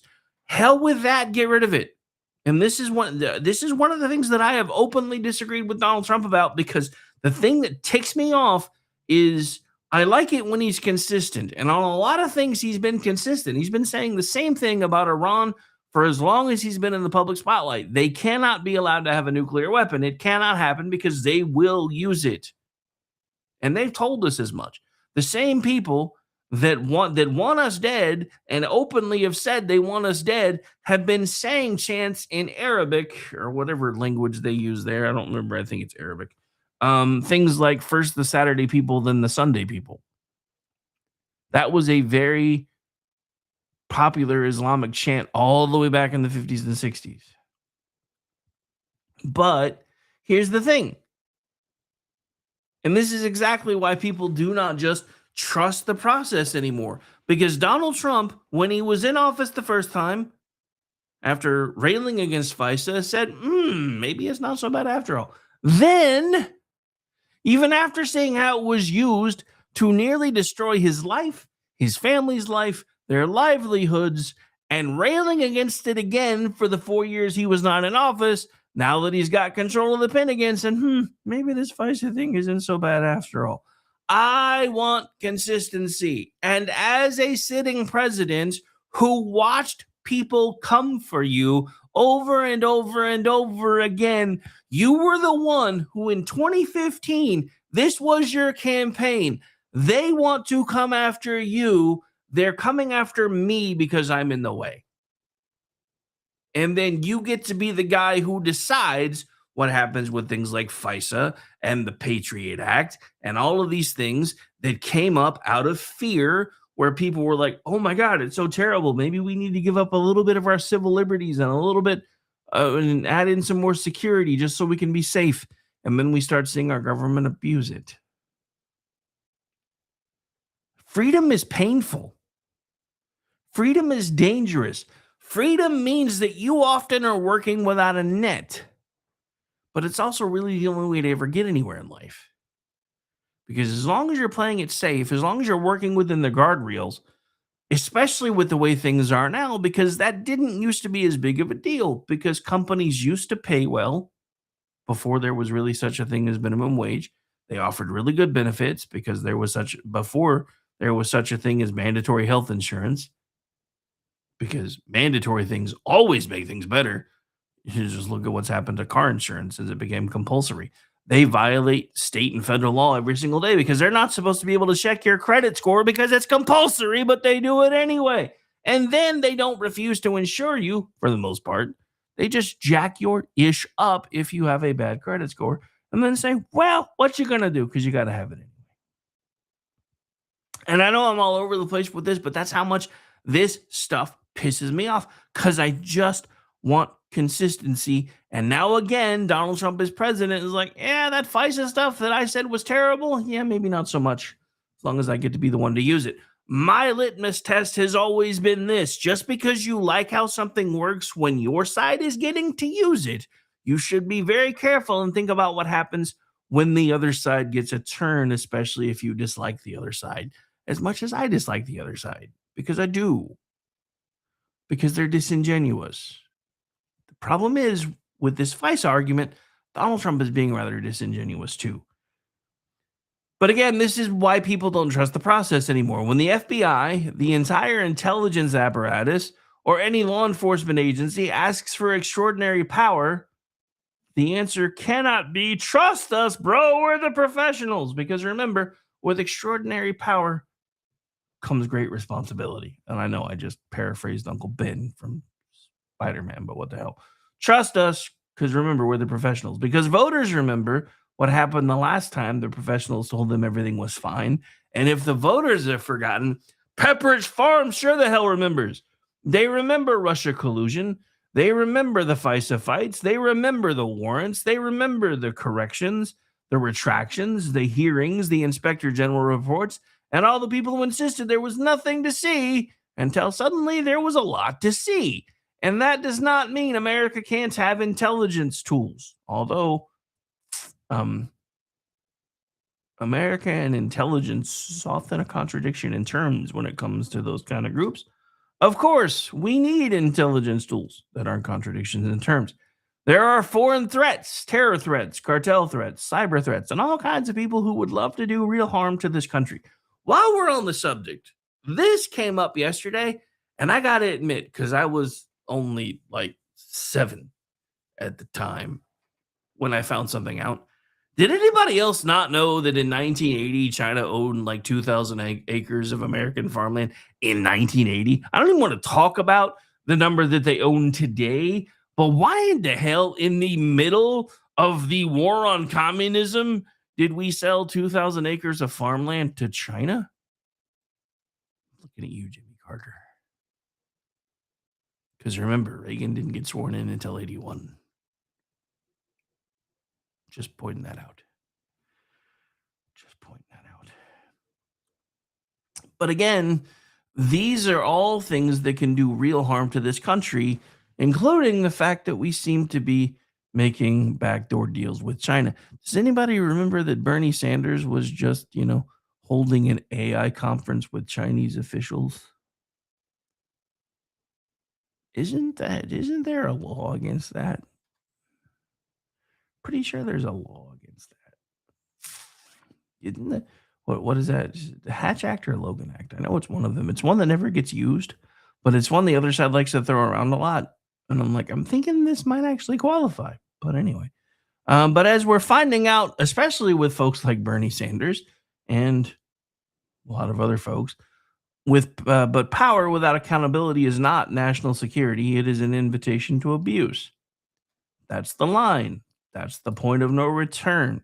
And if Kash Patel is right, and I firmly believe that he is, because I've been saying it for longer than he's been saying it, and if he's right that the people inside the FBI lied to get surveillance authority against a presidential campaign or people connected to it, then the bill should come due for that too. Not with speeches, not with cable news outrage, not with strongly worded letters that go into File 13, but with actual consequences. Because if nobody pays a price for abusing surveillance power in one of the most politically sensitive investigations in modern American history, then why would anybody ever believe that it wouldn't happen again? And that's the problem.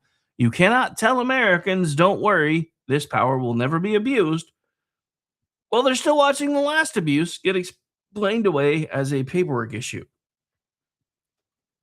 So, yes, this might seem like a bit of an aside, but I promise you this story belongs in the same pile that I've put the rest of them in, because maps, cities, public safety, political violence, surveillance power, different lanes, same question. Did the people in charge actually live by the standards they demanded from everyone else? And if they didn't, then eventually, as we saw last night in Indiana, the bill comes due. And as we talked about in the beginning of the program, did, oh boy, it come due for those folks. Anyway, so we already talked about the Mayor Bass sign things. I had a little bit more to go into that, but I think we talked about it well enough. So anyway. Oh, I guess we do got to go back to Califailure for a minute. I forgot about this one because this ties into everything else that's going on. So according to Town Hall, that Scranton Mayor, Paige Cognetti, the one that was running for Congress, while simultaneously running for re-election as mayor, is facing criticism that she has been neglecting city business while pursuing higher office. The report says her official government X account went 44 days without a new post while her personal and campaign-facing presence stayed active, and it points to criticism from a Democratic city councilman over the mayor's office allegedly being slow or silent on a dedicated ambulance service issue. Now, let's set the party labels aside for a second. This is the political equivalent of leaving dishes in the sink while applying to be a restaurant manager. If you cannot get the ambulance plan answered in Scranton, maybe the next promotion shouldn't be Congress. And this leads to a broader problem that we're now focusing in on more and more often, because too many local offices are now being used, instead of trying to make things better, as a launch pad into bigger and better things. And this is part of, again, why I think everybody has it backwards, because real change happens at the city level. Real change happens at the county level. Real change happens at the state level. If you are relying on the federal government to fix everything that's broken, it's already too broken for you to worry about. And I've been saying that for a long time, because a city hall is no longer treated like a job. It's treated like a resume line. Mayor today, congressional candidate tomorrow, cable news guest host next week. Donor dinner after that. Meanwhile, the people who actually live there are asking basic questions. Where the hell is our mayor? What happened to this plan to fix our ambulance problems? Where's the public safety answer? Where's the street repair? Why are there so many damn potholes? What are we going to do about the homeless folks camping out on the sidewalks? I thought we elected people for their competence, not because they said platitudes properly. Should that really be that much to ask? Local government is where politics gets closest to real life. Your mayor should matter. Your city council should always matter. Your school board, especially if you have children or nieces and nephews or even cousins, should always matter. Your sheriff matters. Your county commissioners matter. These are the offices that determine whether daily life works. So when local officials treat those jobs like stepping stones instead of full-time commitments, voters notice, as well they should. If you want a promotion, do the job you already have. So the question is simple. Do you want leaders who perform or leaders who govern? Because there is a difference, and it's a big difference. Performing is putting up anti-I signs that federal officials say have no legal effect. Governing is passing actual policy, enforcing actual law, funding actual services, and being accountable for actual results. Performing is something people you hear. Governing is proving it when nobody's clapping. And this is where Republicans have a real opportunity if they don't blow it. It is not enough to laugh at the left when they put up signs and call it leadership. Voters need to see what actual governing looks like. They need public safety. They need schools that work. They need energy costs that can survive. They need streets that don't look like a failed archaeological dig. They need immigration policy that means something. They need leaders who are not embarrassed by the idea of enforcing the law. That is the opportunity, especially in places like California, where Republicans are typically the minority party. But opportunity itself is not the victory, because you still have to deliver.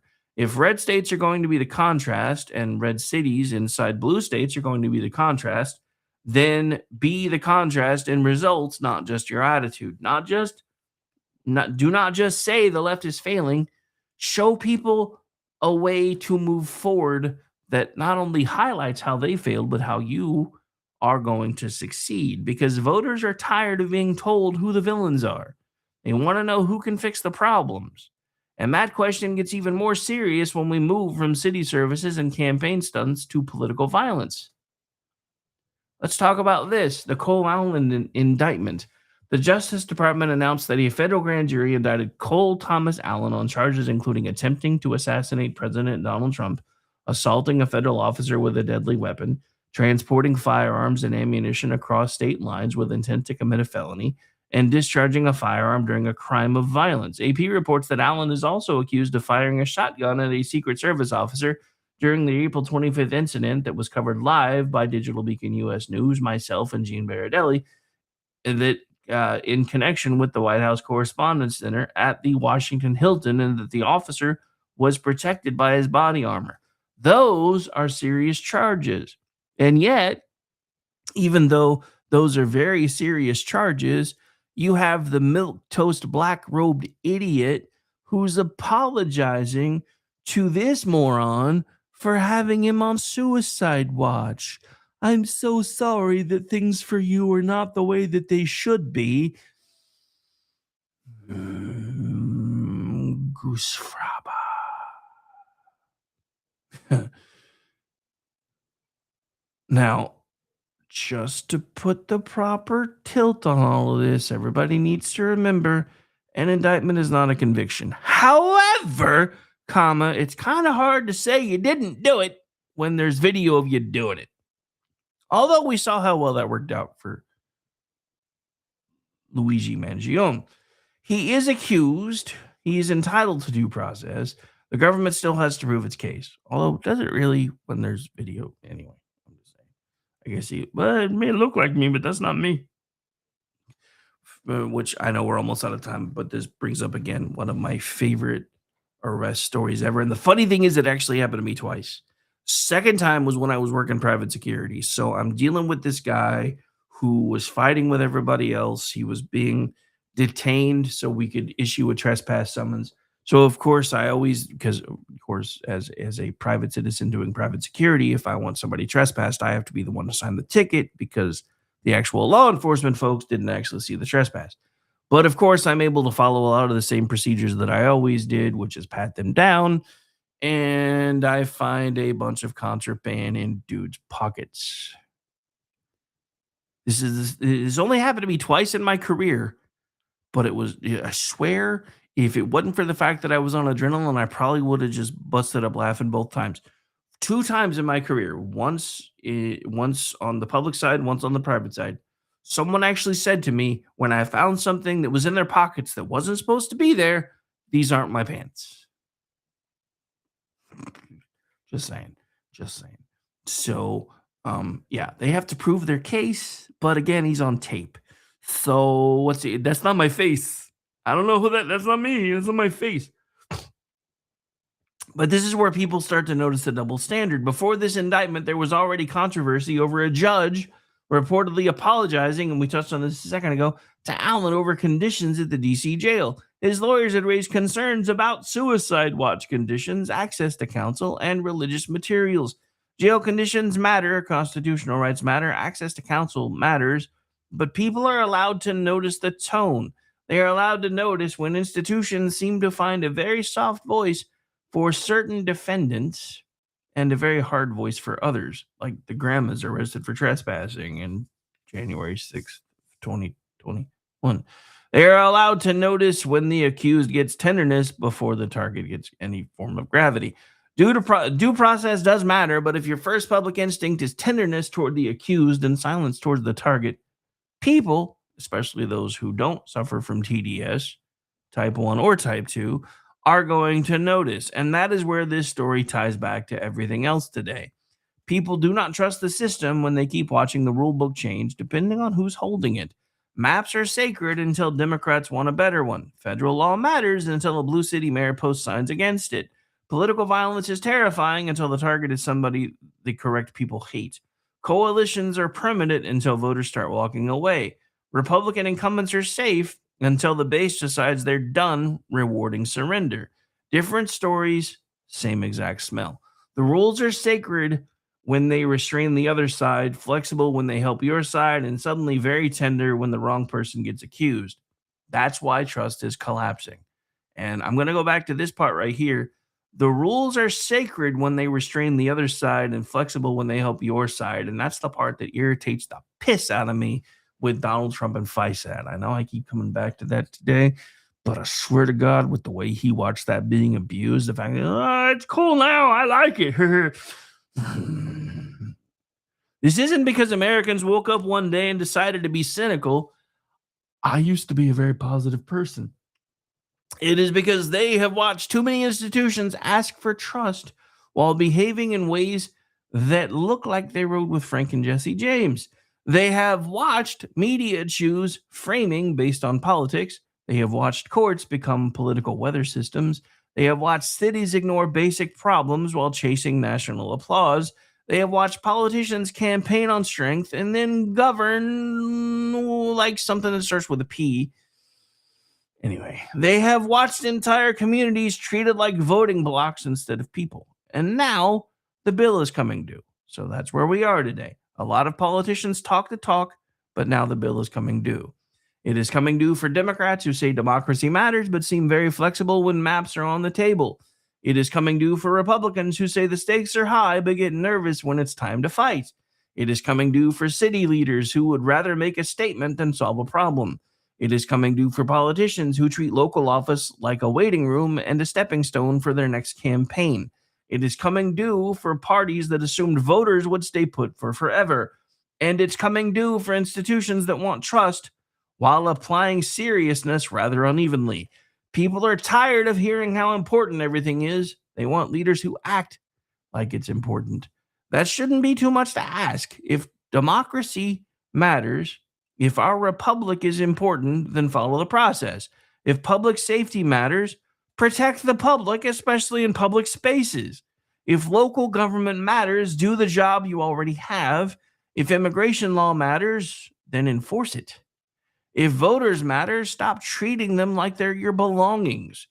If political violence matters, treat it seriously, no matter who the target is. That should be the basic standard, not perfection, not magic, not some impossible fantasy where every problem is fixed by lunchtime. Speaking of which, I'm getting hungry, so I'm glad we're almost done here. Just walk the walk, because the country's heard enough speeches from people who never intended to live by them. And I'm again reminded of Barack Obama, and I talk about this all the time. I did not vote for him, but not because he was black. I didn't vote for him because I didn't like his policies. But then the night that he won, I did what I always do. I put down my banner of color. I listened to what he was telling us, and then I tried to believe him until he gave me reason not to. That is how I have treated every politician in my life, even when I lose. Once the fight is over, we used to come together. We used to work together. We used to move on. We don't do that anymore. And that is all very apparent by what's happening with this administration today, because Donald Trump is doing the same thing that he's told you he would do for over 20 years if he ever became president. And that was if nobody else took care of it first. If it became an important enough issue, he would make sure that Iran never got a nuclear weapon because they can't ever be allowed to have one. And now everybody's acting squeamish and squishy.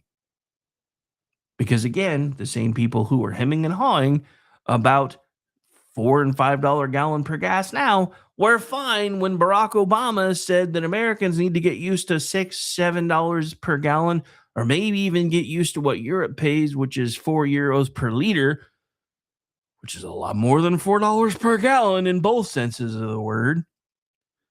but it would be good for the environment, and it would save the polar ice caps, and it would save the penguins, and it would do this and do that. And what pisses me off about all these same people that are always screaming and yelling about gas prices now, these were the same people that when gas got really expensive under Joe Biden started floating the possibility of 15-minute cities, meaning you really didn't need a car. You lived in a place where you could walk anywhere within your area within 15 minutes, whether it was to work, whether it was to the store, whether it was to whatever. And then when that idea didn't really seem to take hold and other people were starting to complain about gas being even more expensive than it is right now, well, people need to walk more anyway. And that is why I think, ladies and gentlemen, a lot of different political figures are going to be finding out in 2026 that the bill has come due. The people who only talk usually find out they don't have enough in the account. And if you're not sure what I'm talking about, all you really got to do is look at Indiana. All right. We're going to get out of here, ladies and gentlemen. Zelda, I've never in my life called you a liar, but I will say that you are suddenly full of male bovine excrement, because I'm pretty sure you were asleep until like 5 minutes ago. But thanks for the chat anyway. All right, we're going to get out of here. Again, it is Chat Lives Matter Day, live right here on KLRN Radio. That's going to conclude this one. I'll be back tonight starting at 7 p.m. Eastern for Kingdom and Country Bible Study, followed by the Conservative Curmudgeon Radio Show, followed by Behind the Enemy Lines Radio, followed by Rick and Orty, followed by Edge of Liberty, equipment withstanding. I guess we'll see. Because, yeah, he was having a computer issue. Yeah. Sorry for no Men Explained Poorly last night. I've been fighting with plumbing. I think I have it narrowed down for now. And I'm not going to say anything else because I don't want to jinx it. Bye, everybody. Enjoy the rest of your Friday. Or Friday. Can you tell I wish it was Friday already? Anyway, I know y'all do too. But for those of you working for the weekend, you are nearly there. Bye, everybody. Thanks for hanging out today.